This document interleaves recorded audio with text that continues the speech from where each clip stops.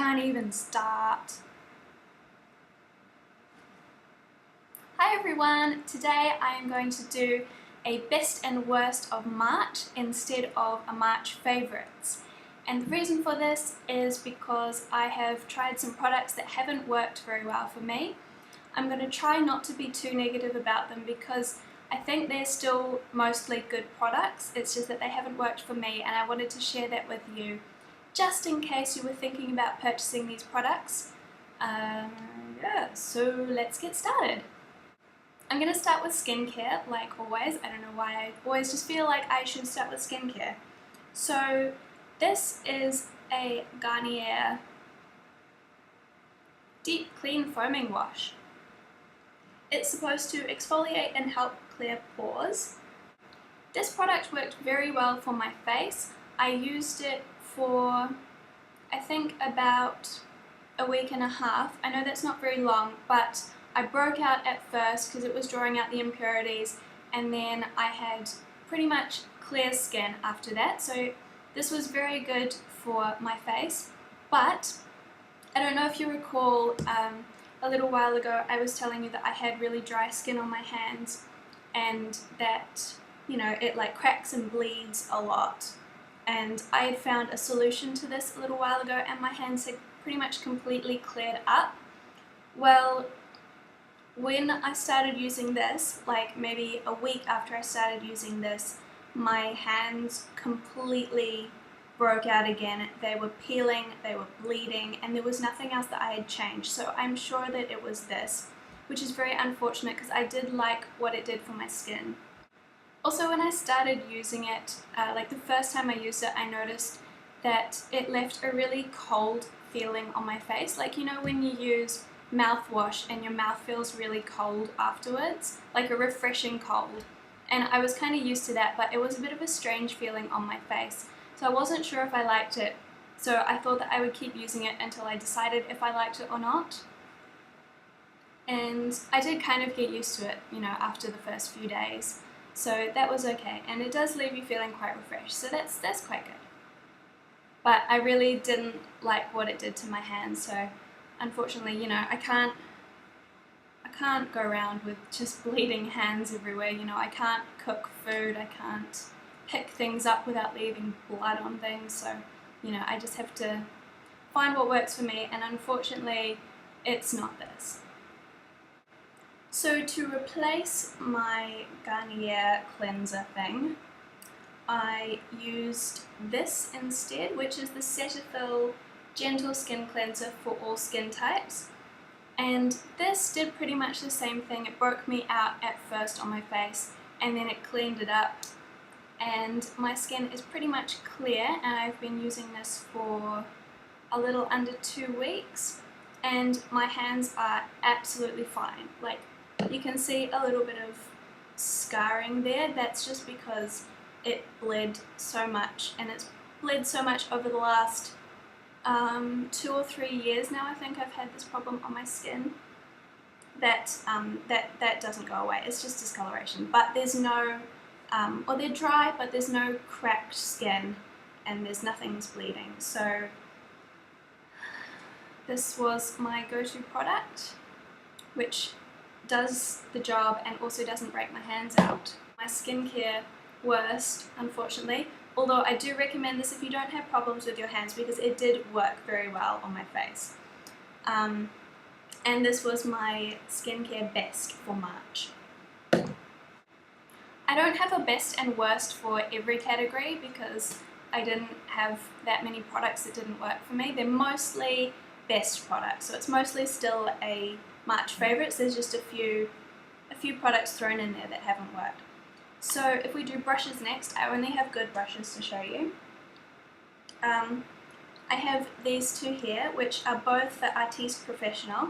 This one is the BB Cream brush, number 54, and this one is the blush brush, number 22, and it just opens up like that. And they are both just so soft and so nice to use, especially this one. Like, this is just so soft. It feels so nice on my face. They're really good at applying my face. Kind of applies it more evenly so it looks more natural. I definitely recommend the Artiste Professional range of brushes because I don't have all of them, but when you feel them in the shop, they're all just so soft, and you know, they're going to be really nice on your face.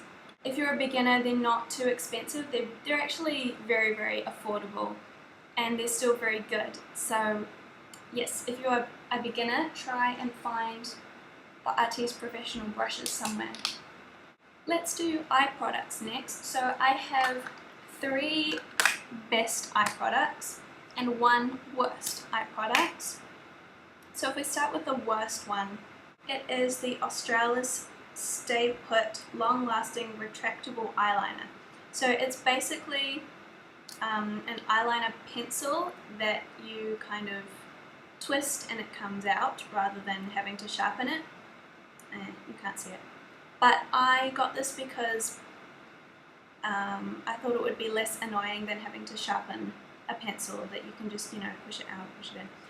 But it kind of means that it's never sharp, like it's just rounded at the top, which is not the best for me anyway.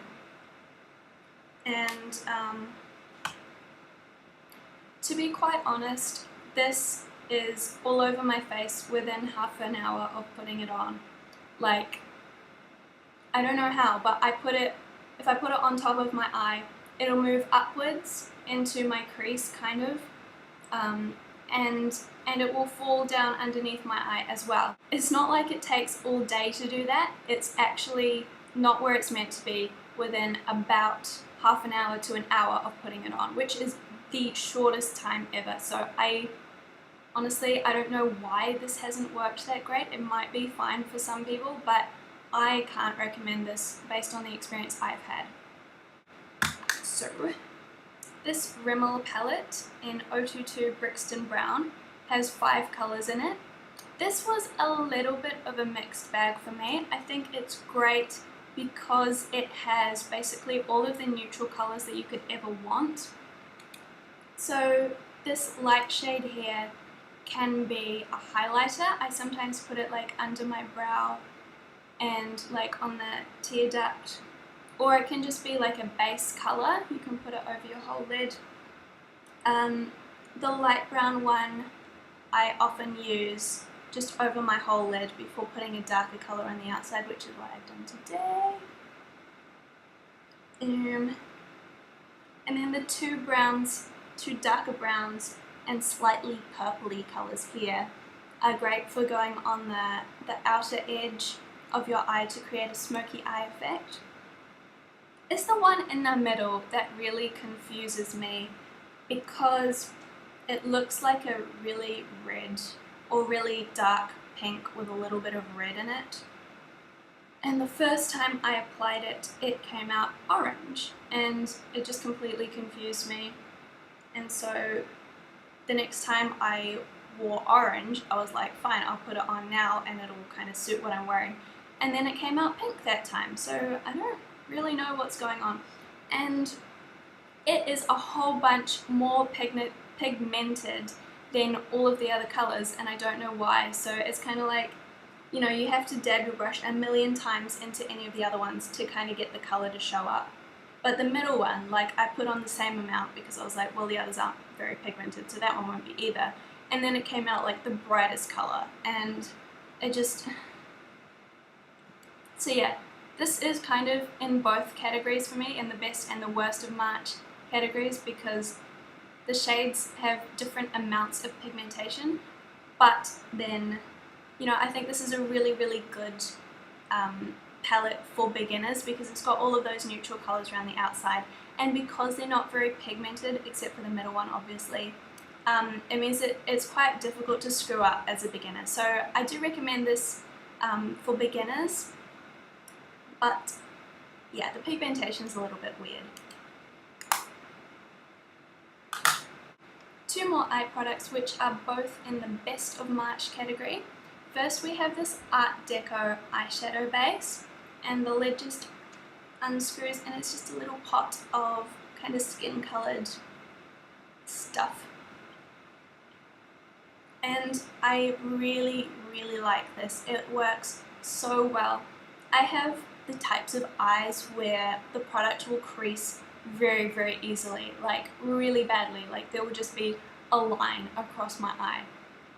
And it's really ugly, and since I have been using this, that has not happened at all. Like I put this on first thing in the morning and my eyeshadow is still there and not creased in the evening. So this has worked really well for me and I love it. And my last eye product is the Almay, I still don't know how to say it, but the Almay Smart Shade CC Concealer and Brightener, which looks like that.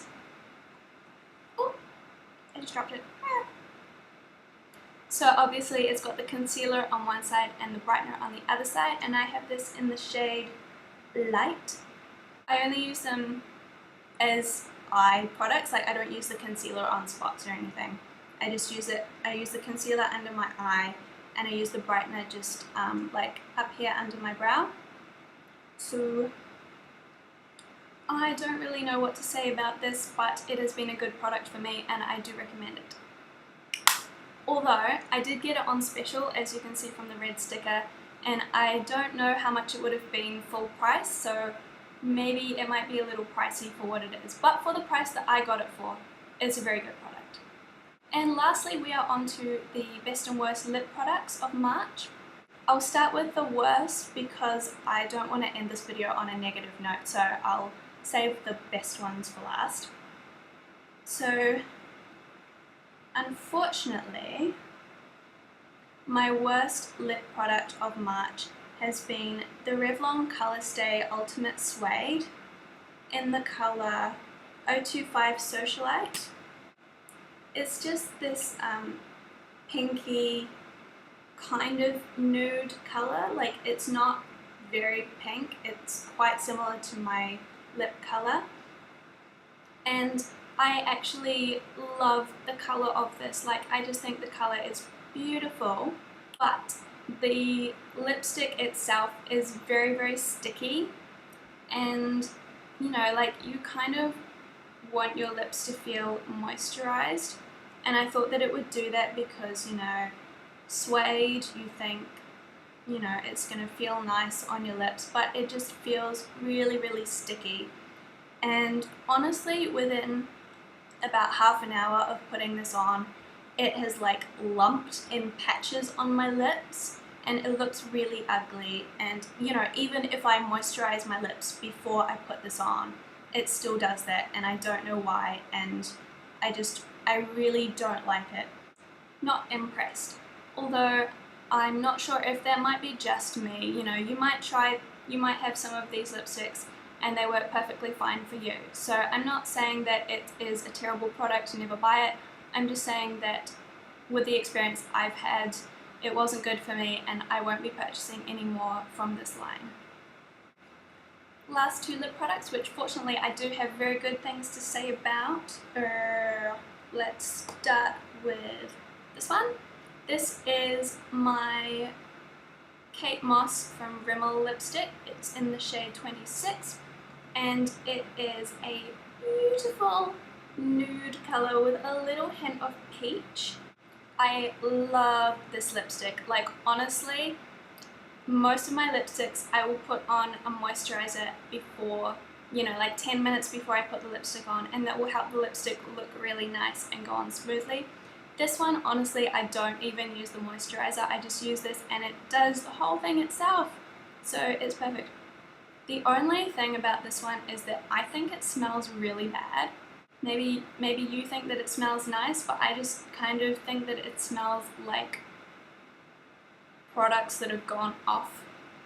But other than that, it is a beautiful lipstick, and yeah, I just think that it's gorgeous. And I love the packaging. I like really plain packaging, and it's just plain black and it's got the Kate written across it, and it's just got a little crown, which you can't see at all because it's just in black, but it's got a little crown on the top. The last product for March is a good product. It's one of my best for March, and it is this Maybelline one here. It is number 912 in Electric Orange from the Colour Sensational line. It is this orange shade here, and I got it because I wanted to try an orange lipstick without spending a whole bunch of money on like a MAC one. So I just wanted to see if the colour would suit me first. And the reason that I like this so much is because if you just put it on very lightly, then you get like a very, very muted orange colour. You know, it builds up and you do get quite a vibrant orange by the end of it. So I just think that it's really nice that you can have it as a muted orange or as a bright orange, depending on what you want. So yeah, that has been a good product for me. That is the end of my best and worst products of March. What do you guys want to see? Let me know in the comments what other videos you'd like me to do. Give this video a thumbs up if you enjoyed it, and subscribe to my channel if you would like to see more videos like this one, and I will see you guys next time. Bye! I don't know what else to say. I never know what to say.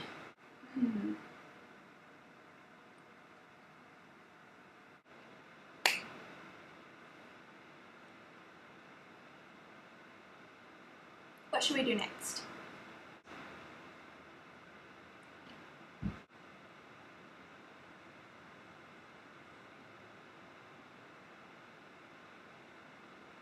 I can't remember what else I'm supposed to say about brushes.